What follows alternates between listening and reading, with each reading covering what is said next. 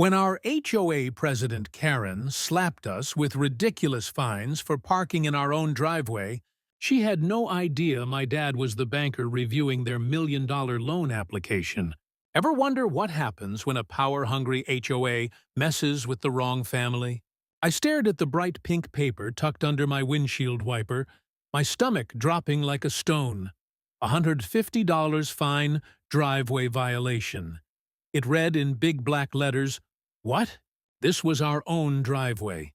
My sister Jenny's graduation party had ended late last night. A few family members had stayed over, parking their cars in our driveway. Nothing seemed wrong when I went to bed.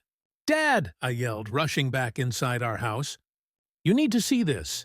My father, Thomas Reynolds, looked up from his coffee, his forehead wrinkling with concern. As a senior loan officer at First National Bank, he dealt with numbers and rules all day, but even he looked confused by the citation. "This makes no sense," he muttered, reading the fine print.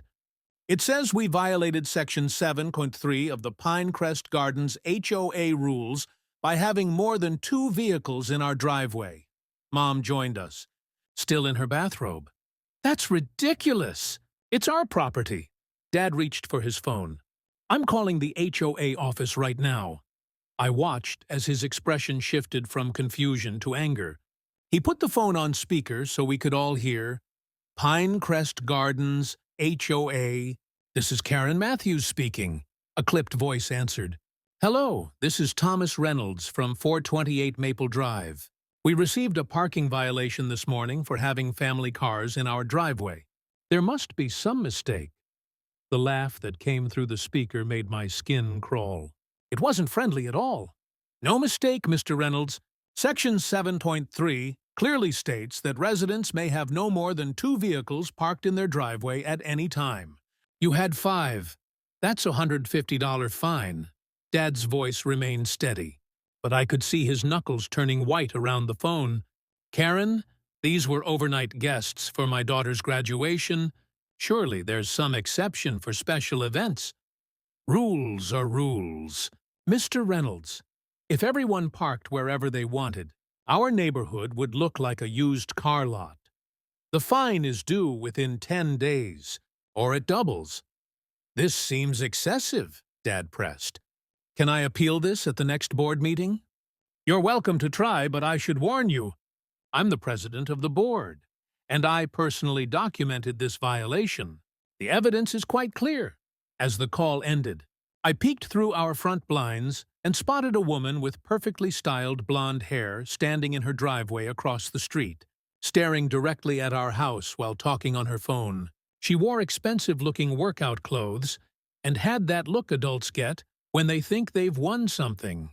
"Dad, I think that's her watching us right now," I whispered. He joined me at the window. "Karen Matthews," he said quietly. "She moved in 6 months ago and got elected HOA president last month. I've never spoken to her before today." That afternoon, I helped Dad check our HOA documents. The rule about driveway parking did exist, but it was buried on page 37 of a 50-page document we barely glanced at when moving in 3 years ago. "This is crazy," I said. "Why would anyone care how many cars are in our driveway for one night?" Dad rubbed his temples. "Some people like having power over others. Let's pay the fine for now, but I want to learn more about these rules." Just as we finished dinner, our doorbell rang. I opened it to find our neighbor, Mr. Jackson, looking upset. "Sorry to bother you, Reynolds family, but I saw your citation today. I wanted to warn you. Karen's just getting started." He explained how his son's basketball hoop had been ordered removed last week after being up for 5 years without complaint. The Garcia family had been fined for having the wrong color flowers. The elderly Mrs. Wilson had received a warning about her bird feeder being 2 inches taller than regulations allowed. "She's on a power trip," Mr. Jackson sighed, "and none of us know how to stop her." After he left, I noticed Dad was unusually quiet. He sat at his laptop, scrolling through documents with intense focus. "What are you looking at?" I asked. "Property maps," he answered, and HOA financial records. They're public information for members. The next morning, another pink slip waited on our mailbox. This time, the violation read, improper lawn maintenance, grass exceeds 3.5 inches in height, fine 75. I ran inside with the paper. Dad, she's targeting us now. He took the citation without looking surprised. I figured she might. I cut the grass 4 days ago. Mom threw up her hands. This is harassment. Should we call a lawyer? Dad had a strange gleam in his eyes. Not yet.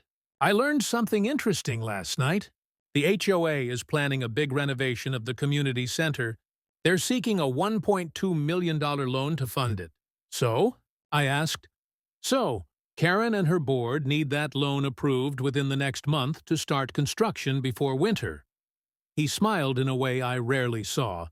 And guess which bank they applied to? My eyes widened. First National? Your bank? He nodded.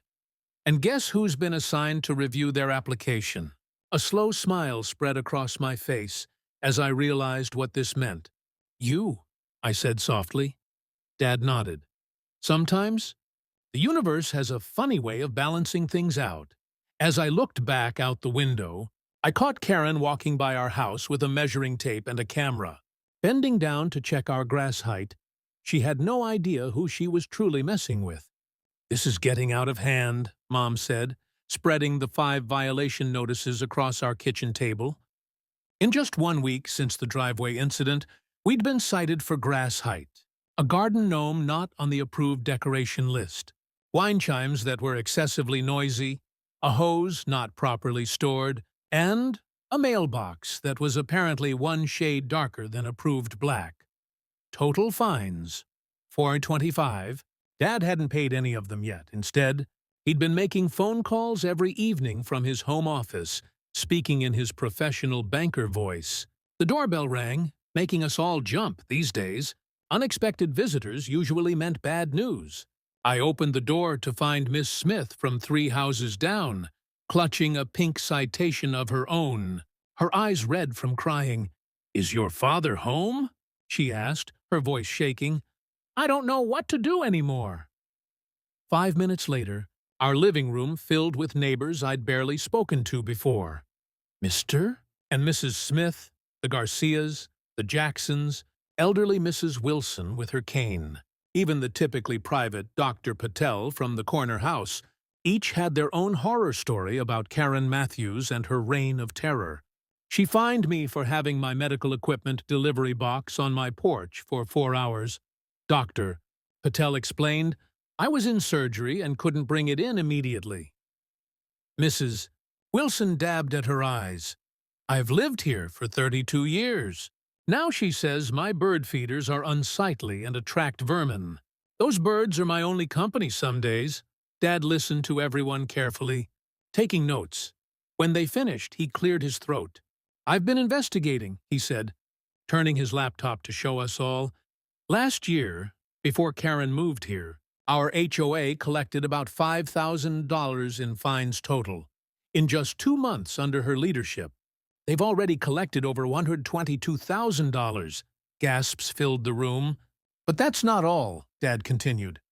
The HOA bylaws state that all fine money must be used for community improvements. But according to their financial statements, there's no record of these recent fines in the official accounts. What does that mean? Mrs. Garcia asked. It means, Dad replied slowly, the money might be going somewhere else. And right when they're applying for $1 million loan, that's a very serious problem. The room went silent as everyone processed this information. What can we do? Mr. Jackson finally asked. Dad smiled. Karen doesn't know it yet, but as part of my bank's loan review process, I've requested a complete audit of all HOA finances for the past year. It's standard procedure for loans of this size. My heart swelled with pride. My dad wasn't fighting back with anger or breaking rules himself. He was using his knowledge and position completely properly to make sure everything was above board. Mrs. Smith looked worried. Won't she know it's you behind this? Banking regulations require confidentiality, Dad explained. She'll know the bank is investigating, but not that I'm personally handling it. Just then, my phone buzzed with a text from my friend Zach. OMG, did you see what Karen posted on the neighborhood Facebook page? I quickly pulled it up and showed everyone. Karen had posted a long rant about certain families who were bringing down property values with their blatant disregard for community standards. While she didn't name us directly, everyone knew who she meant. She's trying to turn the neighborhood against us, Mom said. Looking stressed, Dad remained calm. This actually helps us. She's creating a public record of her actions. That afternoon, while walking our dog Max, I noticed something odd. Karen's best friend, Diane, had a massive RV parked in her side yard. According to the same rules we'd been studying, recreational vehicles were explicitly prohibited from being stored on properties. I snapped a quick photo and showed Dad when I got home. Interesting, he said. Let's start documenting everything. Over dinner, Dad explained his plan. The HOA board meeting is next Tuesday. I think we should all attend. Won't Karen just shut us down? I asked. She can try, but HOA bylaws require that members be allowed to speak, and we won't be alone. Dad was right. When Tuesday came, the community center meeting room was packed like never before. Karen looked shocked as she called the meeting to order. Her usual 4 empty rows of chairs now filled with attentive faces. When she reached the agenda item about the community center renovation, she tried to speed through it. The loan application is proceeding as expected, she said briskly. Moving on to, excuse me. Dad stood up. As a community member, I'd like more details about this loan.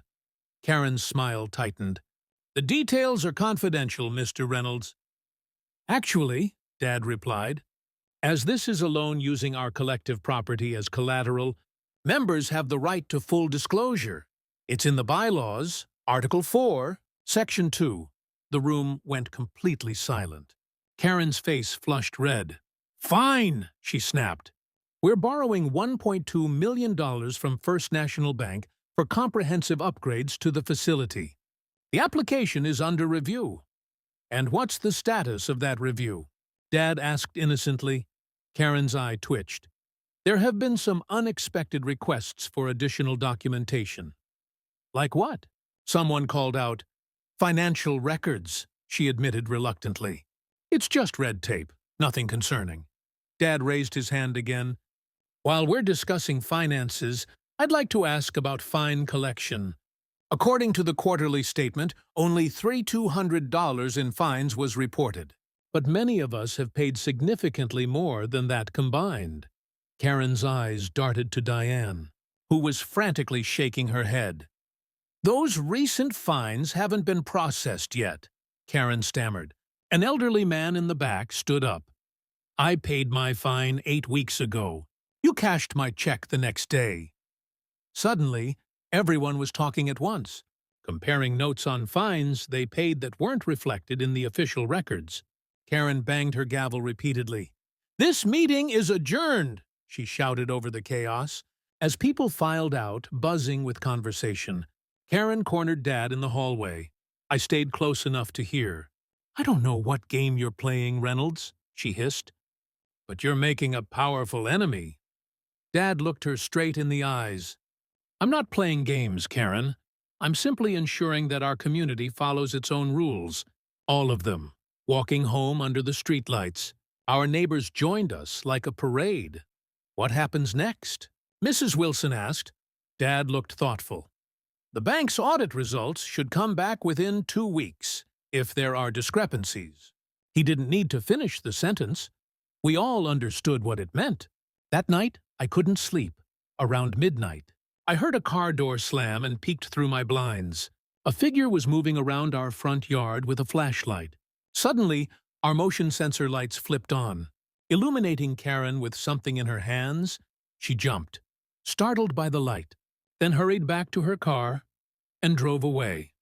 The next morning, we discovered all our garden plants had been uprooted and scattered across the lawn. Pinned to our door was another citation, landscaping debris, fine $200. But Karen had made a critical mistake.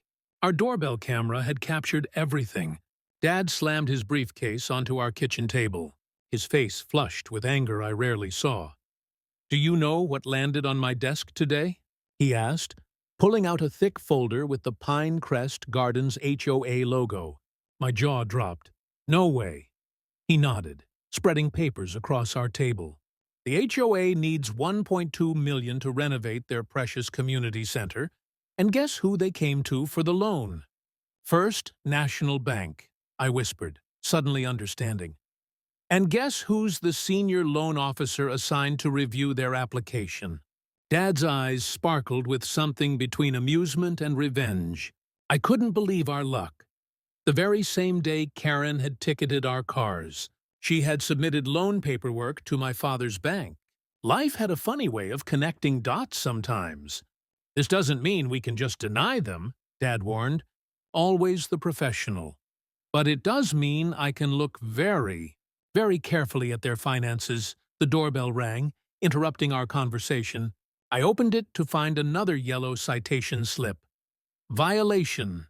Unapproved garden plants. Fine $200. "Are you kidding me?" I held up the paper to Dad. "These plants have been here for 5 years. Dad took the citation, his banker's eyes scanning every detail. "This is dated today, just hours after our phone call with Karen. That can't be a coincidence." "No, it's not," Dad agreed quietly. "This is personal now." That night, I couldn't sleep. From my bedroom window, I watched Karen's house across the street.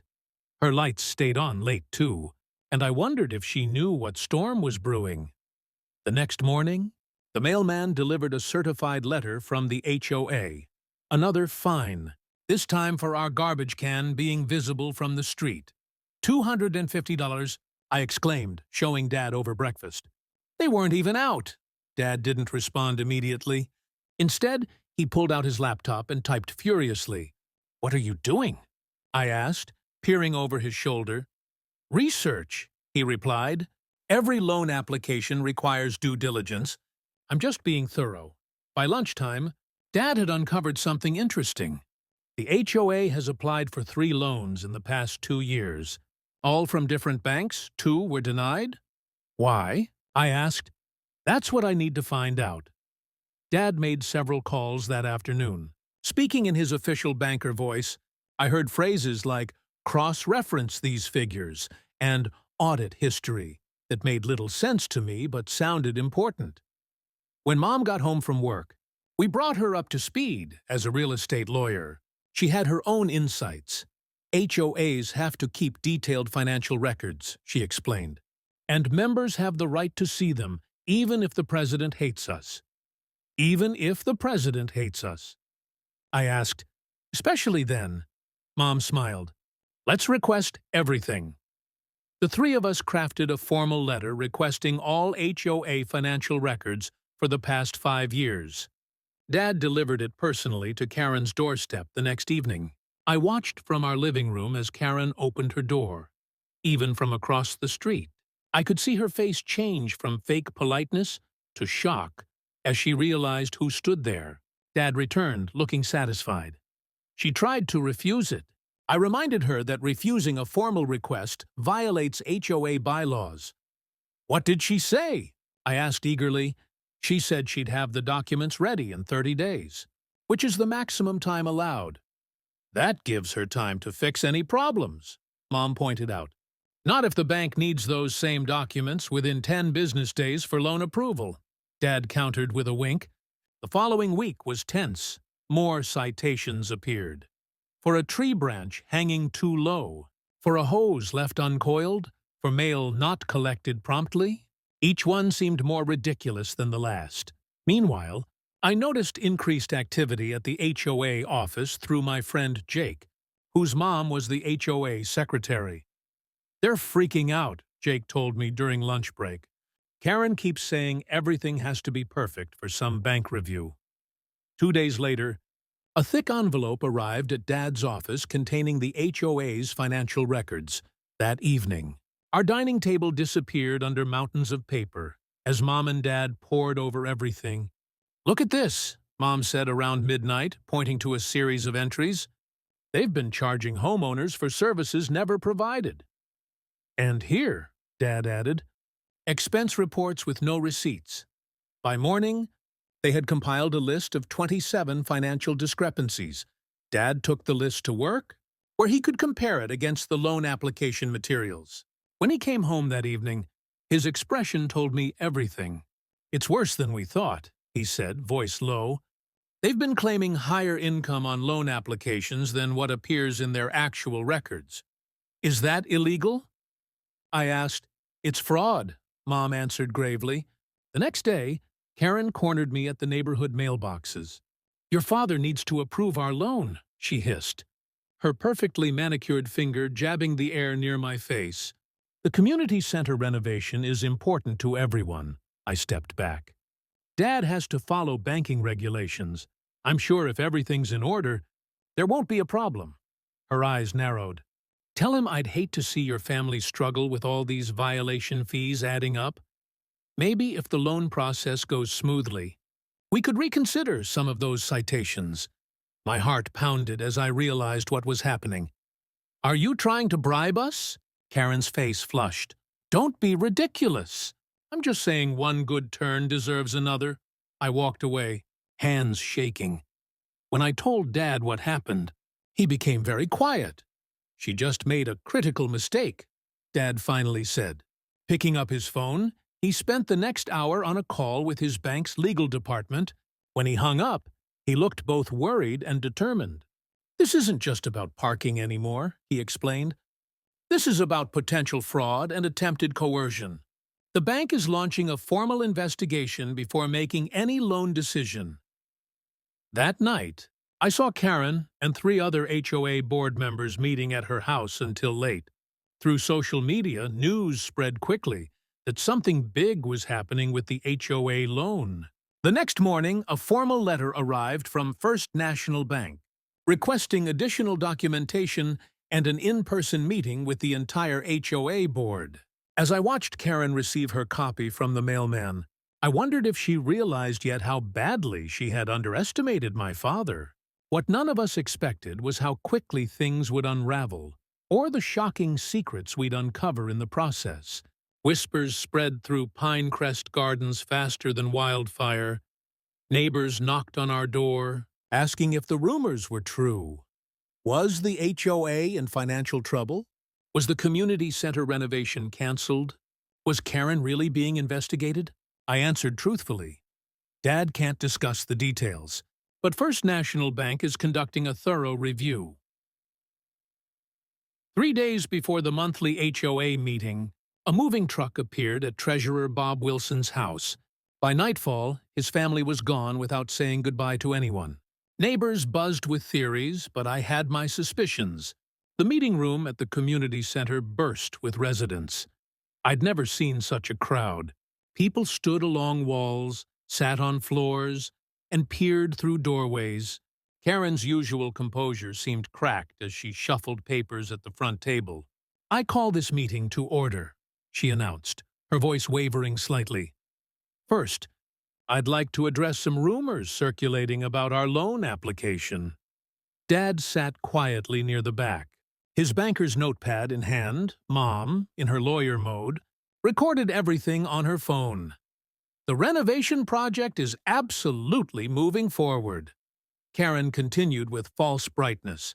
There have been some standard questions from the bank, which is perfectly normal for a loan of this size. Mr. Peterson, who lived next door to us, raised his hand. Is it true Bob Wilson moved away suddenly because of financial improprieties? Karen's smile tightened. Bob relocated for personal reasons unrelated to the HOA. Now, moving on to... What about the 3 previous loan applications that were rejected? Called Mrs. Gomez from the back row. The room grew tense.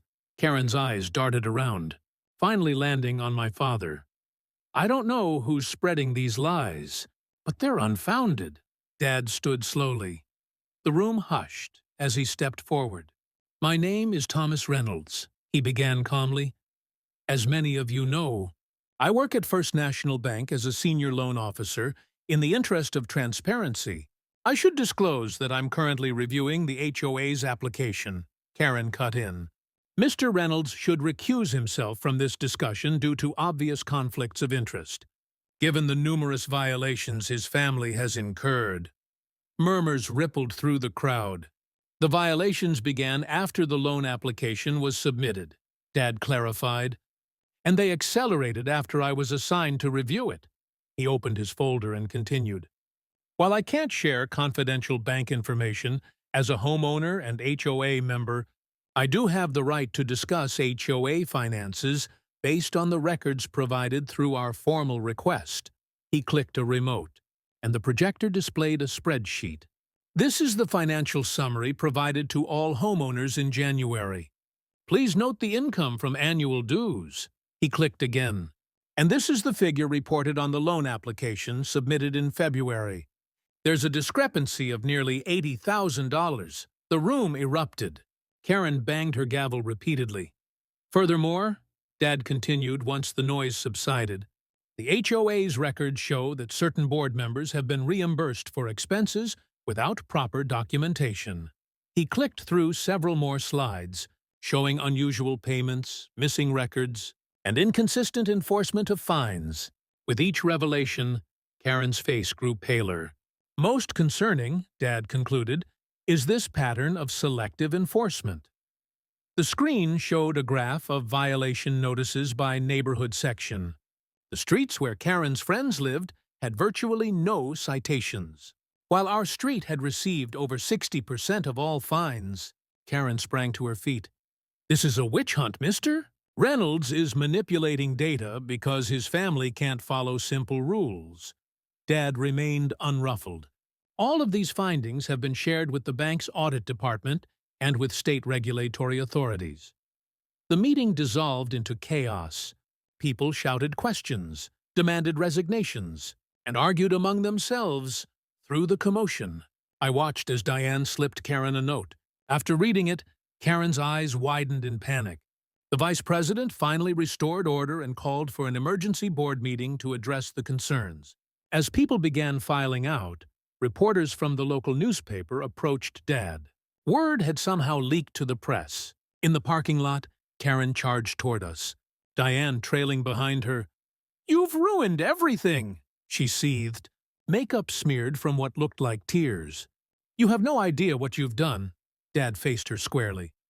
"I'm simply doing my job, both as a banker and as a responsible homeowner." "This community center was going to be my legacy," Karen said, her voice breaking. "Named after my late husband." For a moment, I felt a twinge of sympathy.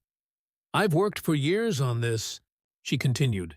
"Sometimes I had to bend rules to make things happen. You don't understand what it takes to keep property values high in a neighborhood like this. Bending rules isn't the same as financial misconduct." Mom interjected quietly. Karen's momentary vulnerability vanished. "Fine. If that's how you want to play, remember I'm still president. I can make your lives incredibly difficult." "Actually," came a voice from behind us, "the bylaws allow for removal of board members under investigation." We turned to see Mr. Gonzalez, a retired judge who lived at the end of our street. "I've heard enough tonight to call for an emergency vote." Karen's face contorted with rage. "You'll regret this, all of you!" As she stormed away, Dad received a call from his bank, stepping aside to take it. His expression grew increasingly concerned. "What is it?" I asked when he returned.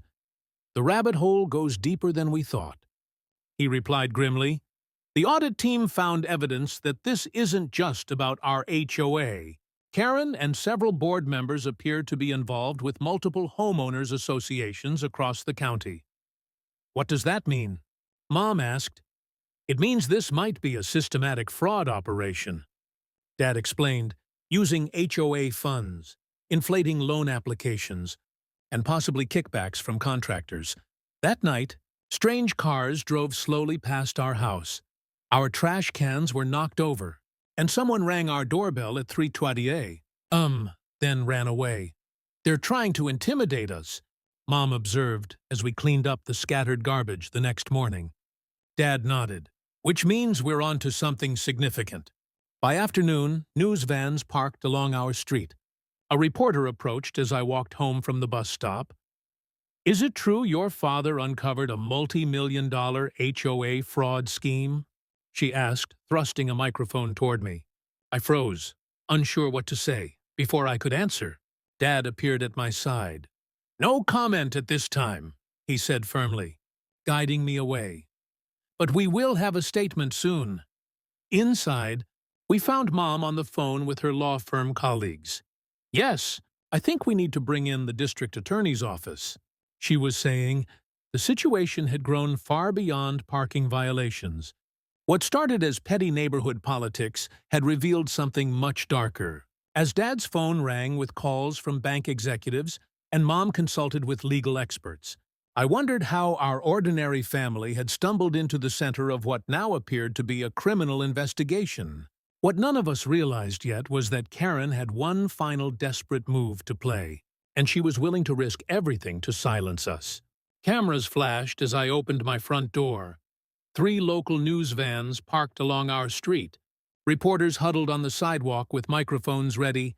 "Is it true the HOA president vandalized your property?" one shouted. I froze, completely unprepared for this media frenzy. Dad pulled me back inside. Mrs. Garcia across the street sent her security footage to Channel 5. He explained, Karen and Diane were caught red-handed, digging up our garden at 2 a.m. My phone buzzed with notifications. The Pinecrest Gardens community page exploded with activity. 126 new posts since morning. Neighbors I'd never spoken to were sharing stories of Karen's tyranny.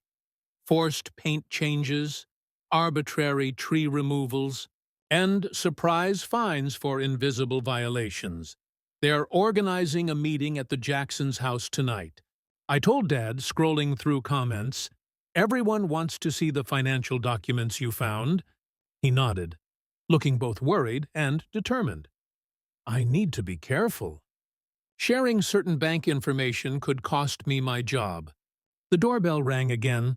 This time, it was Officer Martinez, holding a thin stack of papers. "We're filing charges for criminal mischief and trespassing," she explained. "But I should warn you, Miss Matthews is filing a harassment claim against your family." My stomach dropped. "Harassment? We haven't done anything."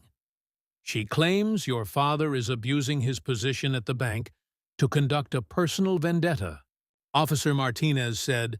"She's demanding the bank assign someone else to the HOA loan application." Dad laughed without humor. The audit was triggered automatically by discrepancies in their financial statements. Any banker would have flagged the same issues. We barely had time to process this when my sister burst through the door. "Have you seen this?" She thrust her phone at us, displaying an email sent to every homeowner in Pinecrest Gardens. Karen had called an emergency HOA meeting for tomorrow night to discuss criminal activities and financial sabotage by the Reynolds family. At the Jacksons' house that evening, their living room overflowed with angry neighbors. People sat on floors, leaned against walls, and crowded the adjacent kitchen. Mr. Jackson handed out printed copies of HOA financial statements with questionable expenses highlighted. Karen charged the HOA for 6 business dinners at Rosario Steakhouse last month. Mrs. Smith announced, glasses perched on her nose as she reviewed the papers. Who was she meeting? And why does a neighborhood association need $2,400 worth of business dinners? The revelations kept coming. Landscaping services billed to Karen's brother-in-law at premium rates. Community event funds spent at spas and boutiques. A consulting fee paid monthly to Diane, with no deliverable specified. "I've drafted a petition for immediate removal of the board," Mr. Jackson said, holding up a document. "We've confirmed with a lawyer that, with signatures from 70% of homeowners, we can force an emergency election." The doorbell interrupted him. We all froze, then relaxed when Mrs. Jackson returned with Mr. Lopez, the retired judge from the end of our street. "I've reviewed everything," he announced. "This isn't just HOA mismanagement. This is embezzlement, A collective gasp filled the room. Embezzlement meant criminal charges. It meant possible jail time. My phone lit up with a message from an unknown number. Back off, or your father's banking career is over. I know people. I silently passed the phone to Dad, whose face darkened. Karen's threatening us, he told the room. The revelation sparked outrage among our neighbors. I've had enough, Miss Wong announced, standing up. I'm an accountant.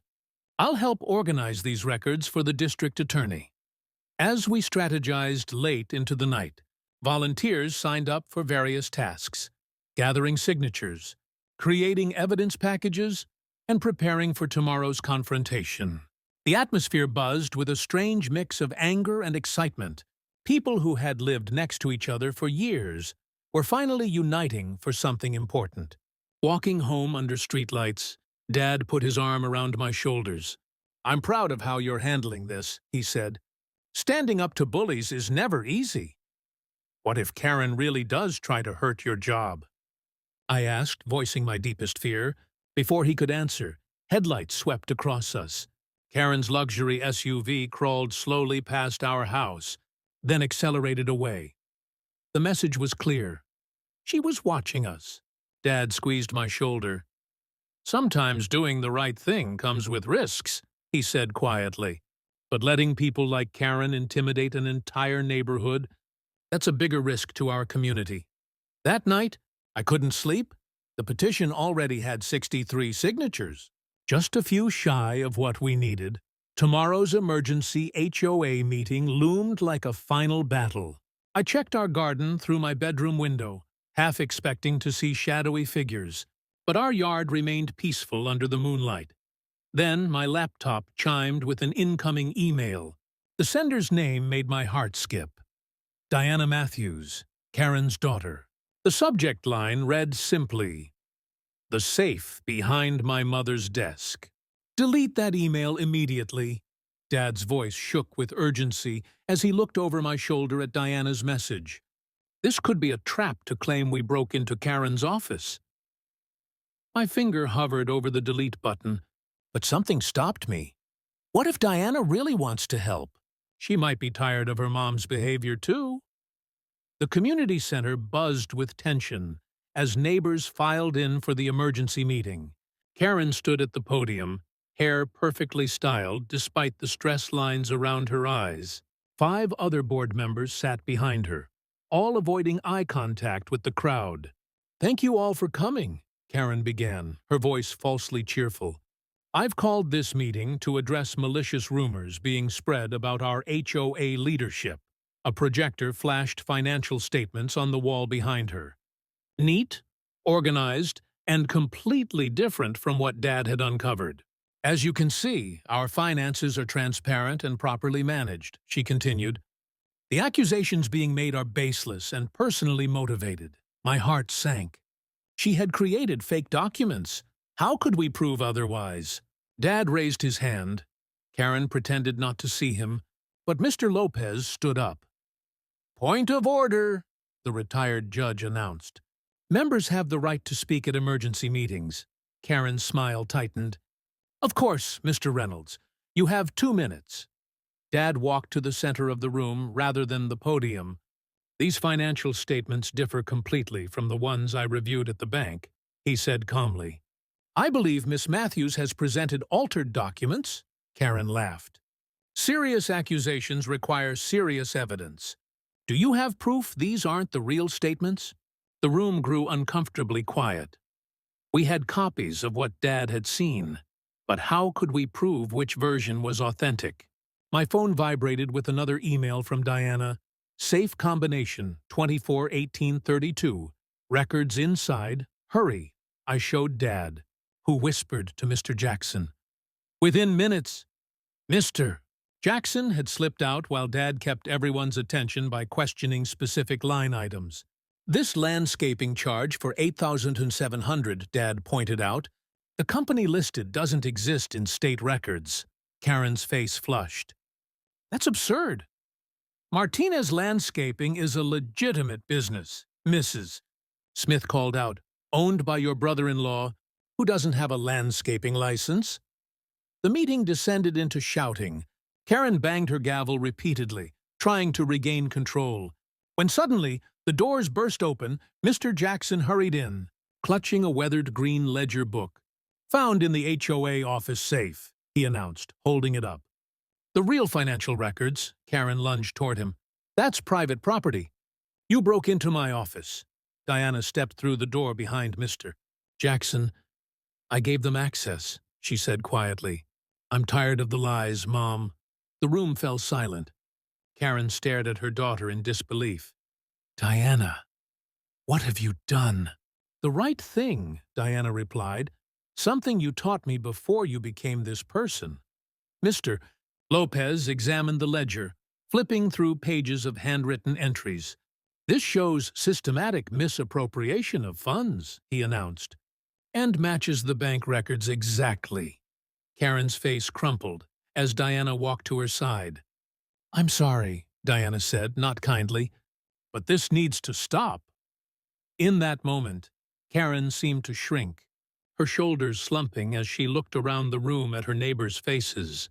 For the first time, I saw her not as a villain, but as someone who had lost her way. Mr. Lopez raised his voice.